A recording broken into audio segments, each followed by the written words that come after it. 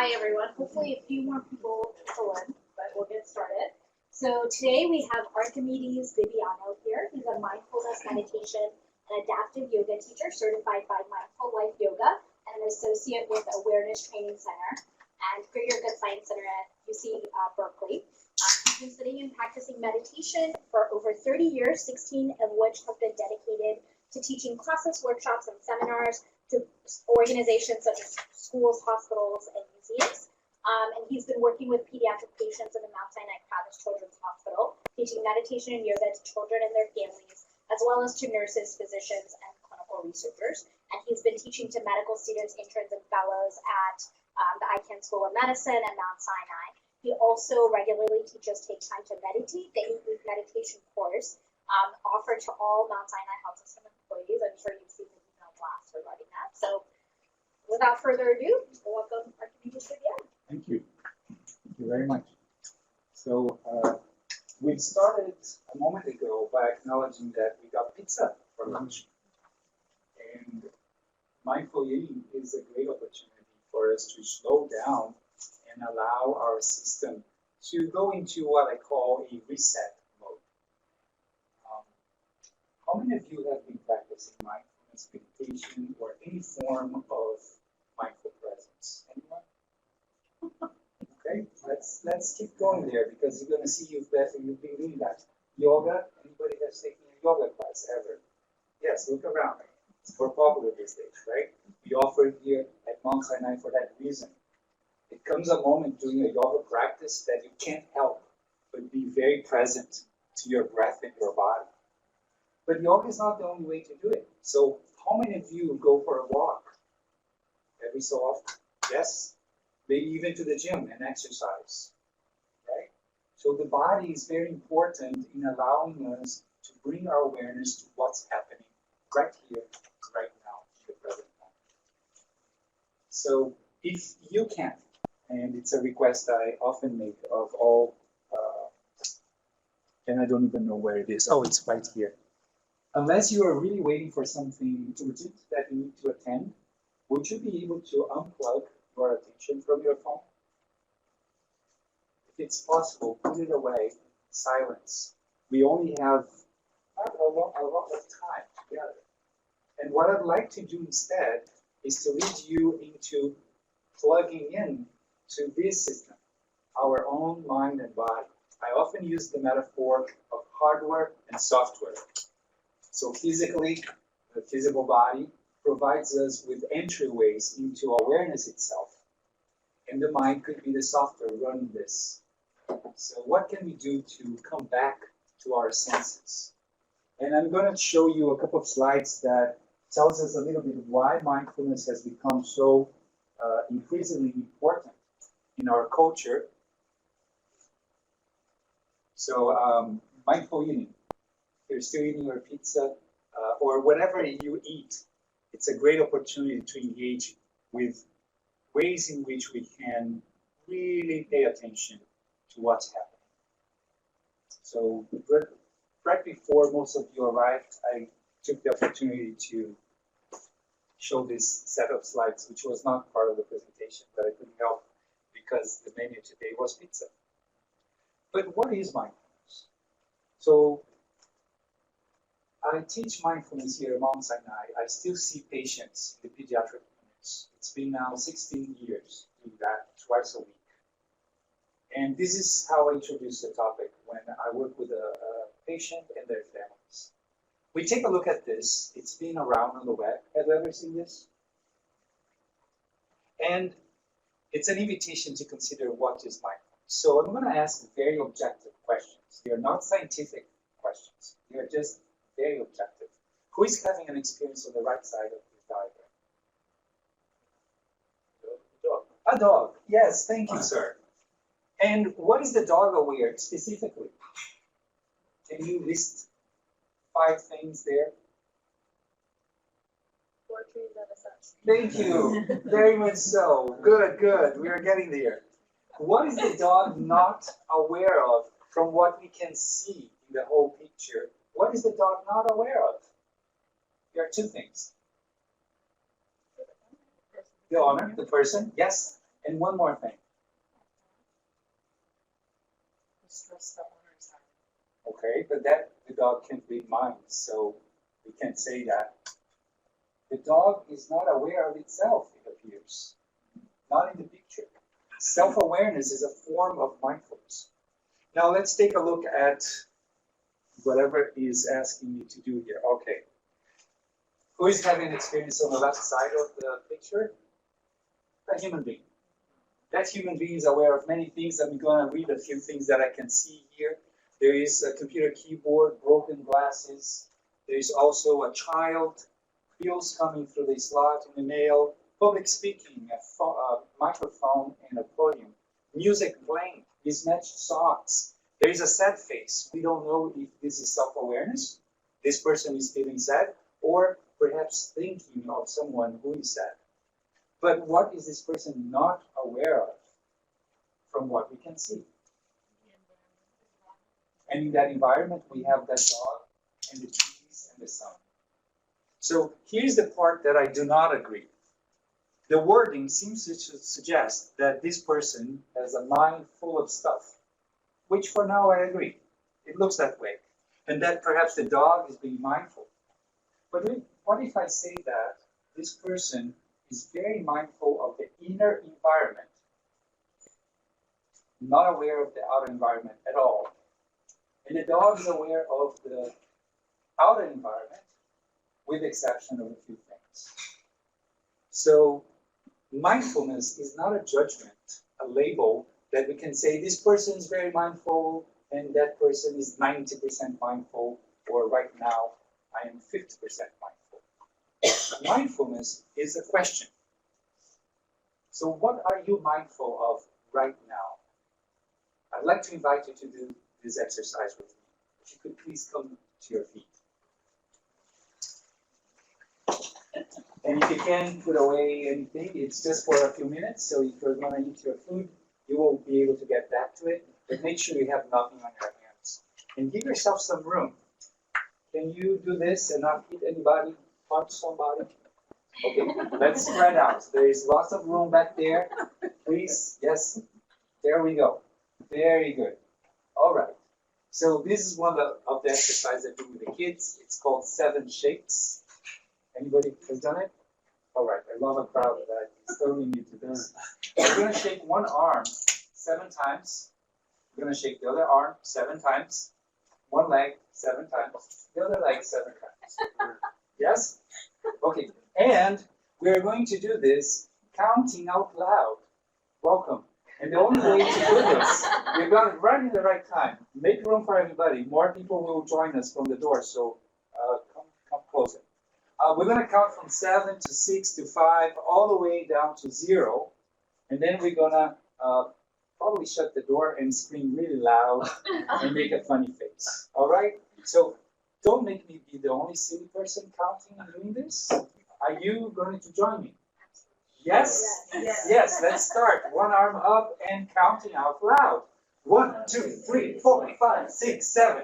1, 2, 3, 4, 5, 6, 7. 1, 2, 3, louder. 6, 7. 1, 2, 3, 4, 5, 6, 7. 6. 1, 2, 3, 4, 5, 6. 1, 2, 3, 4, 5, 6. 1, 2, 3, 4, 5, 6. 1, 2, 3, 4, 5. Louder. 1, 2, 3, 4, 5. 1, 2, 3, 4, 5. 1, 2, 3, 4, 5. 1, 2, 3, 4, 5. 1, 2, 3, 4. 1, 2, 3, 4. 1, 2, 3, 4. 1, 2, 3, 4. 1, 2, 3. 1, 2, 3. 1, 2, 3. 1, 2, 3. 1, 2, 1, 2, 1, 2, 1, 2, 1, 1, 1, 1. Wow! Woo! Shake your body, please. Shake everything you can. Shake your feet, shake your legs. Yes? So shaking, in this case, is a way to come to the body. And now, if you could pull a chair away from the table, if possible, and come to sit on the edge of your seat. Like so. Resting your hands onto your thighs or knees. And if you can, please close your eyes for a moment. Notice your feet touching the ground. Noticing your hands resting onto your lap, thighs or knees. Closing the eyes allows us to observe the breath happening right now. With the power of your attention, follow the in-breath all the way in. Then follow the out-breath all the way out. Noticing the rhythm of your breathing in the body. How the chest and belly rise and fall. And the whole torso expands and contracts. Then you notice sounds around us. Listen to all sounds, near, far, soft, loud, constant, or interrupted.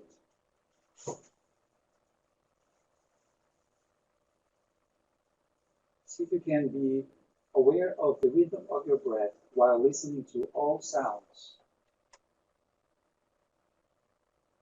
Allow your field of awareness to expand to include awareness of your body. Perhaps around this time of the day when we eat something, notice your digestive system, how satisfied you are or how hungry you are.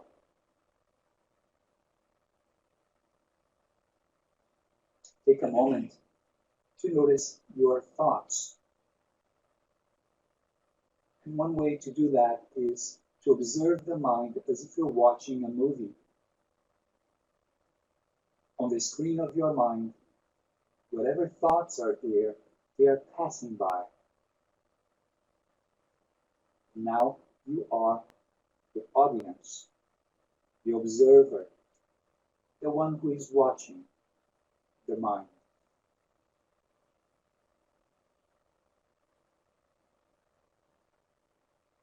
While observing thinking, connect with the texture of this moment through your feeling tone. What does it feel like for you now? Are you feeling energized with movement? Sluggish with the food, which naturally brings us to a rest and digest mode? Are you worried about something? Are you overjoyed about something else? And everything in between. What is the texture of this moment for you? Through your body, through the breath, through the senses. Stay with this moment for another full cycle of the breath. Breath coming in all the way in, from beginning to end.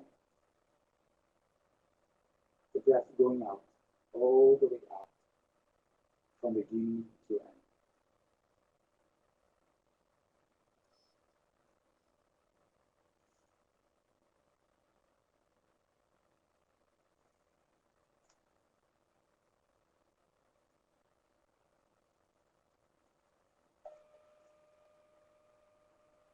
Still observing the breath. This breath happening now. Very slowly, gently moving the tip of your fingers and toes, noticing movement in the body.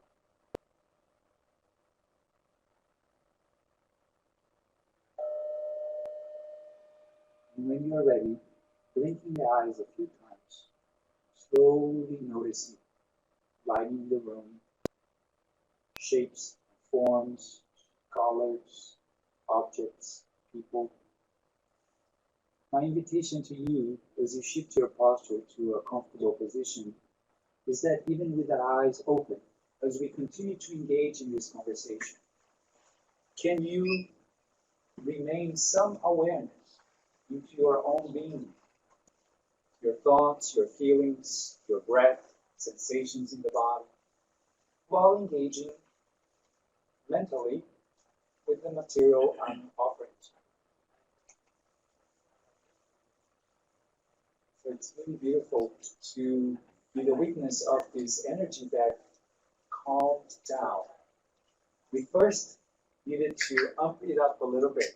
We did 7 shakes. Was that fun? Thank you for being good sports. And then as we sat down, what was the experience of going through this mindfulness exercise? There is no right answer or wrong answer. I'm curious to hear what happened to you, anyone. Relaxing. Relaxing. Would you be able to identify where exactly you felt that relaxation? Chest. Chest, yes. The body is a great way to connect with mindfulness because we all have it anyway.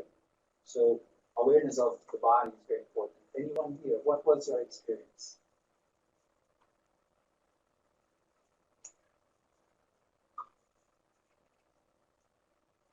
I think you're just more aware of everything, like the sound, the people around you, the surroundings. Okay. Yes, very much so. We are opening up that field. What was the challenge? Anyone? What was challenging? Letting the thoughts pass by and not actively thinking about them or thinking about all the stuff you have to do after this. Yes, very much so. So we are conditioned to attach our identity with our thoughts. And that's not a problem. That's a great thing. In fact, it started here in the West and was expressed very clearly by the grandfather of philosophy, Descartes, who said, I think, therefore I am. So our culture is very much built in the identification that who I am depends on my thoughts. However, we know now that this is not the whole picture. We also have feelings. We have many layers of being human: physical, mental, emotional, spiritual. So we are revamping this notion that thinking is the whole picture. And when we start to practice mindfulness, we start to realize that our thoughts can often be the source of stress.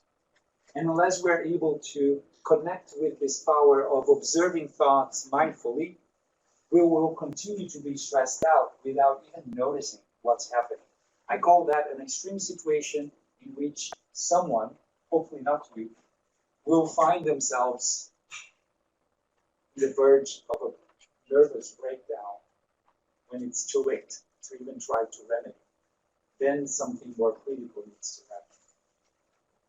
As was mentioned before, one of the curriculums that we teach here for the medical students, fellows, residents, and now to the faculty in the School of Medicine was created 4 years ago because we lost few people to suicide. The stress that working together creates needs to find another channel, and that channel is ourselves. How can we work with stress, since the message is very clear? Stress is not the enemy. It's how we engage with stress. Dr. John Kabat-Zinn has been studying stress and meditation for decades. And in the mid-70s, he started teaching to his patients. He got a lot of money from the UMass, University of Massachusetts, and studied the effects of meditation in the hospital setting. His system now is the most taught system around the globe. It's called Mindfulness-Based Stress Reduction, MBSR. This is an 8-week program in which we really learn how to bring mindfulness to our day-to-day lives. By the way, this year is the second year that the faculty is taking this program, Mindfulness-Based Stress Reduction, during 8 weeks, and it's being taught here in the hospital. So if you're interested, put your feelers out there because they're going to open registration again. It's becoming more and more popular. Dr. Kabat-Zinn gives us a definition of mindfulness that it's a working definition. You can practice word for word. Mindfulness can be defined as the awareness that emerges from paying attention without judgments in the present moment on purpose. So it requires intentionality. I needed to ask you to purposely bring your attention to your seat. We're working with this power of attention, which we all have, and we're not judging what's showing up. It could be a thought that you would rather not have, at least not at this moment. It can only happen in the moment. So mindfulness is the awareness that evolves and expands moment by moment without judgment, on purpose. What has happened though is that now I walk into a supermarket and I can see on the shelves there is a yogurt called mindful yogurt. That yogurt is not going to do anything. It's like calling those pizza mindful pizzas. And if that was the case, if that food could impart any mindfulness, I wouldn't need to be here. You could just serve pizza. What's happened is that our culture appropriates everything, and now mindful is in every label. So what does it really do? From the MBSR program, which is mindfulness-based stress reduction, we see now that there are many different programs that specifically address the needs of different communities, people, and organizations. Just to give a few examples, we have mindfulness for teens, we have mindfulness for pain management, we have mindfulness for the elderly, for childbirth, and etc. In psychiatry and psychology, we have mindfulness for cognitive therapies, a whole program developed just for that. In education, kids are learning to practice mindfulness. This exercise we did here together with the 7 shades is being taught to children in schools as a way to energize the body before you go into stillness, seated quietly, observing the breath as we did. In technology, we have Google. They have a chief mindfulness officer. He's at the top of the chain, and guess what? People meditate every day, twice, 20 minutes each time. How wonderful is that? They get paid to meditate in the workplace. But not only that, they went further. They created a leadership program. Now, notice the pun here. It's called Search Inside Yourself. Got it? Google, searching on the computer. What can we do to search inside ourselves? And it goes on and on. Mindfulness can be applied to just about any area because all human beings are dealing with this one equation. What is the balance between stress and relaxation? How can we find that? And maybe you already have your strategies. What I'd like to point out is that much of the research we now have coming from neuroscience is helping us to understand how the brain and the nervous system are working together. So Dr. Rick Hansen, one of my teachers at UC Berkeley, he put it this way, that when we have a negative experience at any moment, it's like Velcro. It sticks. So in the morning, perhaps we had a discussion here because we didn't agree about something and I didn't really like the way it ended, but it had to end. And now it's night and I'm having dinner and I'm still thinking, that was not, I need to do something about that, you know? But listen to this, positive experiences, things that makes us light, that makes us smile, that makes us feel good. It's like Teflon. Have you cooked with a Teflon pan? Whatever hits the pan sizzles and boom, gone. It disappears. Understanding that our brain is built to process things this way, we now know why we need to pay so much attention to what is not working, to where the problems are. Because then we can fix them. We can do something about it. During stress, the brain will kick in what we call the stress response. This is known to a lot of people. It's important to recognize that that connection will release hormones in the body and will make us feel very anxious or ready to fight for our survival. We can see that as we take public transportation in New York City. You don't need to go too far. I take the subway and I see a lot of people who are very, very angry. And sometimes, guess what? I get angry too. So the problem is not the feeling, but it's how and what we do with it. There are many diseases that are now being directly related to the incapacity to work with stress. because the body takes that weight and will manifest symptoms. A lot of research is being done with meditators, people who have been doing this practice for a very long time. And we've learned a couple of things, that the brain changes when we're meditating. It rewires itself. It allows us to become better at whatever we do in our lives. For one simple reason, we create spaciousness. So that feeling of being tight, stressed, contrived, starts to dissolve. Not because the world became a little more willing to work with us, but because internally, the brain and the nervous system are doing something else. They are decreasing the stress hormones and increasing the feel-good hormones. This happens naturally when we are practicing mindfulness meditation. So stress reduction, improved attention and learning, quality of care, patient safety, reduction in medical errors and burnout, increased empathy and compassion for self and patients. That all comes from the quality of your relationship with yourself, moment by moment. Whatever attention you are giving to your own system will go out into the world. So often we see consultations happening, and because the system asks that we move quickly, we hardly have time to really connect with that human being in front of us. Mindfulness is a way to do that. We just experienced a little bit of that together.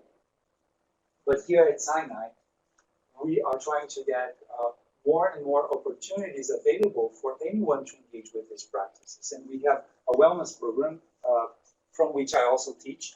This is one example, classes that I run at Sinai St. Luke's. We do chair yoga because we realized that bringing the yoga mats and doing the whole thing, it wouldn't work. So people are welcome to arrive and stay for as long as they want, and we practice mindfulness meditation. Sometimes we do that with music therapists. Anybody here is a musician? Anybody plays an instrument? Not yet. There are many ways to engage with this program. One thing that I did is to bring you a copy of a phone line. Perhaps if you could take one and pass around. Most people take a picture of this, so if you want to keep the paper, great, it's for you. If not, you can just give it to somebody. This is a phone line that the Vice President of Human Resources for the entire Mount Sinai Health System gave me. She said, Archimedes, you can read the phone book. I love your voice. Can you record a guided meditation? I was very flattered. And in fact, I don't like listening to my own voice. But if you dial from this hospital, 4CALM, from any phone, that phone on the wall, 4CALM, you're going to get a 2-minute guided meditation. The message is, let's do something about this. From your desk, you can call, and it's part of this organization now that we want to make sure that we are taking care of ourselves. I had the great privilege, by the way, this is Jane Maxwood, she's the VP of Human Resources. She is a yogini, she is a grandmother, and she is cooking for our cooking demonstrations. She's really passionate about this, but I met also Dr. Sarah, Gabriel Sarah at Sinai West. He's the head of oncology, hematology unit, in which once a month, he brings together his staff. It's called Breakfast at 9 and there is no agenda. It's about spending time together, talking about whatever is there to talk about. And sometimes we bring meditation, we bring music. One day we found out that Dr. Sarah himself could play the guitar. And it was a big discovery. This is the type of cultivation of nurturing relationships in the workplace that really help to reduce the stress. And hopefully someone who is feeling isolated, who perhaps doesn't show any sign of mental health issues, could be feeling a little more trustworthy of saying something and allowing us to take care of each other in a way that it's meaningful. That's the number I gave you, 212-241-CLM. There's another line that is just music, if that's what you like, and it's 844 Calm. You can take a yoga class from your home. If you want to take a picture of this slide, it has the password for you to have a yoga class right from your living room. I would think that we could do at work, but so far I don't recommend. But this is a free opportunity. Now, downstairs, the students' lounge of the Annenbergen building, twice a week, there is yoga class that you can show up for. You just need to have losing working out clothes. We provide the yoga mats, the blocks. So yoga is one way. We offer Pilates. We offer Tai Chi now. So find out what is that makes you take charge of this relationship, which I call the only relationship that we cannot divorce from, the relationship with ourselves, the quality of what we do in our lives, the presence we bring to ourselves in the workplace and in our personal lives will go a long way in creating prosperity, relaxation, and resilience. So I hope that this will inspire you to do some of that. And we have time for comments, questions.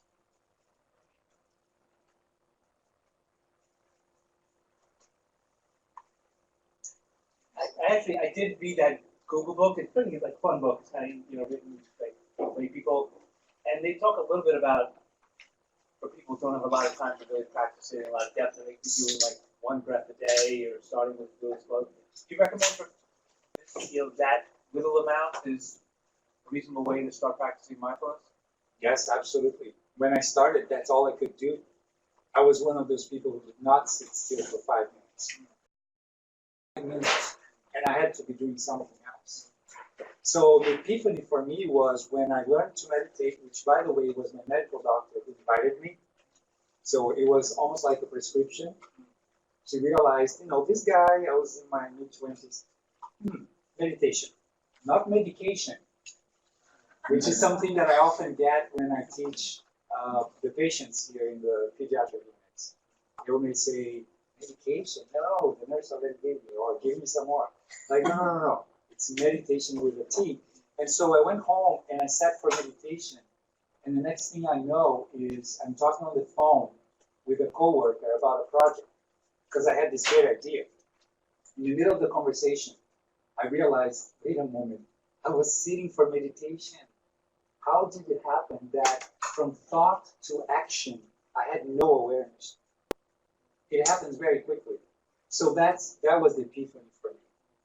Even if we start with 5 minutes a day, it's the practice that builds this muscle, if you will. It's not that we don't have it. Awareness is already there. So it's very, very effective. In fact, another author, NBC anchor, Dan Harris, wrote a book called 10% Happier. It's one of the books out there.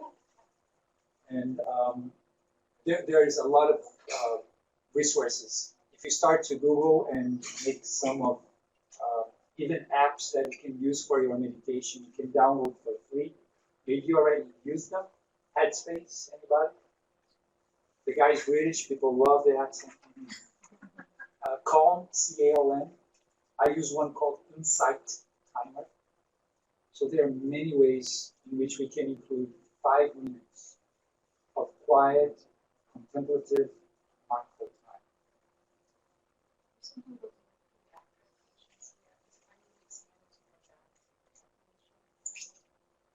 So that's the dream. What happened was that the clinical staff in the pediatric units stopped me in the hallways and said, what are you doing? We need that. Because it was very clear the relationship with patients started changing. Those difficult to deal with people, right? We don't have any of those. Yeah, difficult people, no. In this room alone, we are difficult people to somebody else. Consider that for a moment, right? So the dream is that will bring to the units some sort of training. Yeah, some sort of training, because it's really not about age group. It just happens that the pediatric units have something called the childlife department. The childlife department is where I can, if that structure was not already in place, I would have to start from scratch. So we need to find the opportunities in the organization in which we can engage. One of them is called the cheat card. Are you familiar with the cheat card? Yeah. So the cheat card is something that can be brought to your unit. You contact the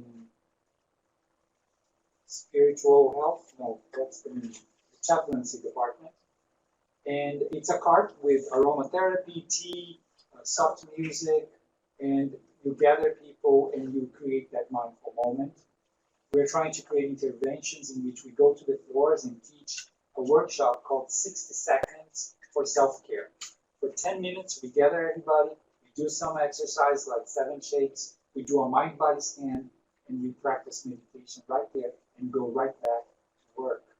So I'm really hoping that we'll be able to bring that to the patients as well, the adult units.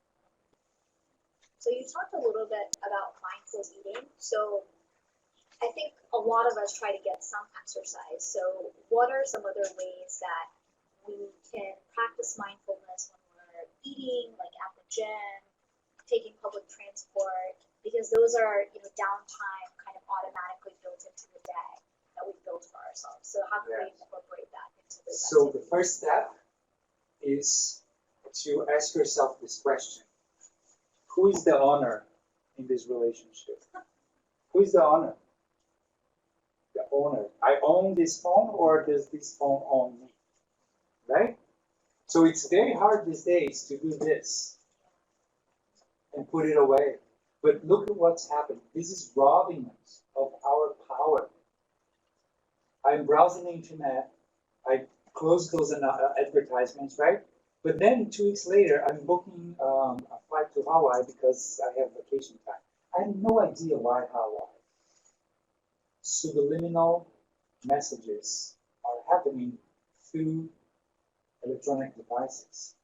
The advertisement marketing industry spends billions and billions of dollars with research on how exactly to get you in that second and plant that seed and say, aha, buy me, you want me, right?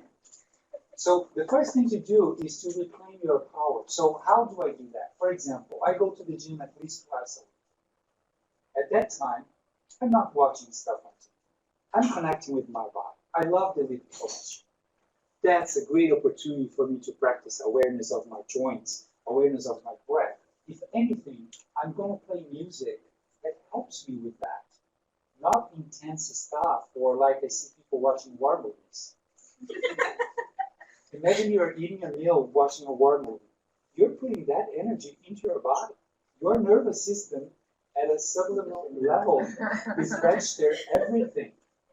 So start to observe, what are you doing when you're showering? Is your head somewhere? When you're brushing your teeth? Things that we do every day, several times. We don't have to build a whole hour to do meditation. We can look at mindful eating, because we're going to eat at least one meal a day, I hope. We're going to walk from here to the public transportation stop. That's a great time to just walk. Or if you have a chance, drop your belongings somewhere. One of the directors in my department, she leaves the office in her running attire. She managed to put everything she needs, key of the apartment, ID, whatever it is, subway card, on a little pouch, right? And she runs around Central Park and she goes home, has a husband, 3 kids, and she's back the next day here in the office, fully present in the moment for the work. A German company has a lounge for meditation, and they don't allow employees to take work home. You cannot log into the network, you can't use anything, and they did the research. What happened? When people work, let's say, those 8 hours, which actually there, sometimes it's 6 hours. So envy of them. they are fully present, they became more productive during those hours. They are not doing other things, thinking about other things. They have a life outside of work. Now compare that to the American culture or the Japanese culture, for example, in which you are defined by your work. And if you don't work hard, if you're not clocking in 60 hours a week, you're nobody. The culture is changing. And the way to change this culture is to change the conversation. Get together and really mean when you walk into the office in the morning and say, good morning, how are you today? Not, hey, everything all right? Mm-hmm. Oh, nice. This means a lot and can go a long way if we start to pay attention. So conversations, mindful communication, it's another module that I teach. Today, I summarize out of 8 sessions that we delivered. This is the introductory session. If you invite me over next time, we can do different aspects of mindfulness, mindful communication, mindful movement. We discuss the role of empathy and compassion in the hospital setting and what it means for healthcare, and so on and so forth. And even if you don't bring it back, see if you can engage with what is being offered, and see if you can use what you already have. I'm sure you already have your strategies for decompressing, for relaxing. Make it a priority. Don't let that be a second, third thing in your list. Take time to practice mindfulness. Okay. So I want to thank you for having me here. And I wish you a great week as we continue to explore moment by moment awareness, mindfulness. Thank you, everyone.